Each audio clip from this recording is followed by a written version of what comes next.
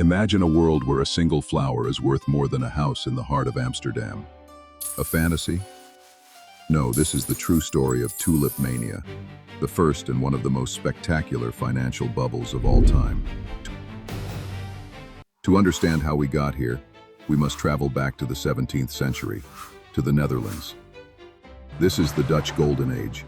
Amsterdam is the heart of world trade, the most innovative financial center of its time. The Dutch East India Company, the first multinational in history, dominates the seas. Wealth flows in, and for the first time, a large middle class of merchants and artisans emerges, ready to spend to show off their success. It is in this context that a new, exotic, and captivating product arrives from the Ottoman Empire, the tulip. It is beautiful, rare, and quickly becomes the ultimate symbol of wealth and prestige. Everyone, from the richest merchant to the modest craftsman, wants to own their own tulips. But some tulips are more desirable than others. Those with vibrant, flame-like patterns, known as broken tulips, are the most sought after. What people didn't know at the time was that these unique patterns were the result of a virus, making the flowers fragile and their reproduction unpredictable, and therefore incredibly rare. At first, the trade was simple, done in the gardens of enthusiasts. But demand exploded so quickly that the market transformed. Since a bulb takes years to produce a flower, people began trading not the flowers themselves, but promises of bulbs for the following spring. These were the first futures contracts in history, often scribbled on a piece of paper in the back of a tavern.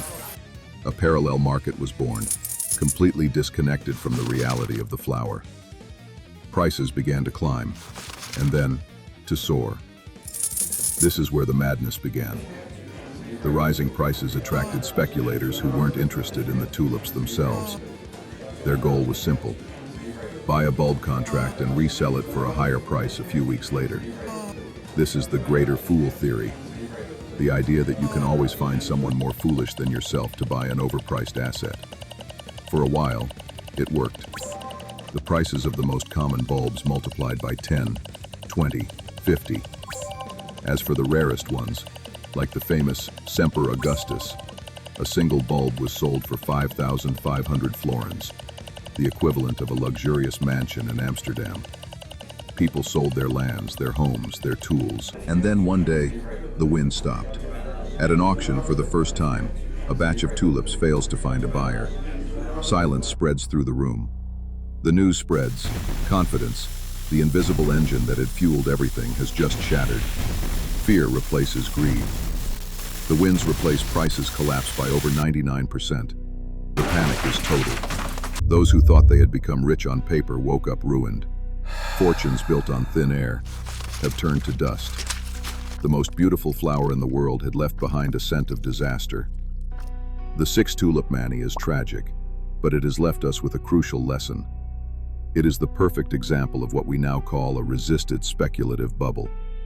A bubble forms when the price of an asset becomes completely disconnected from its real value. People are no longer buying for the object's value, but in the sole hope of reselling it for a higher price. It's the greater fool theory. The bubble bursts when you find yourself being the last one, and there's no one left to sell to. The settings have changed. Flowers have been replaced by web company stocks, real estate securities, or digital assets. But human psychology remains the same. History shows us the line between enthusiasm and hysteria is sometimes as fragile as a flower petal. If you enjoyed this dive into the great financial storms of history, subscribe so you don't miss the next episode. And you, what great historical crisis would you like us to explore? Let us know in the comments.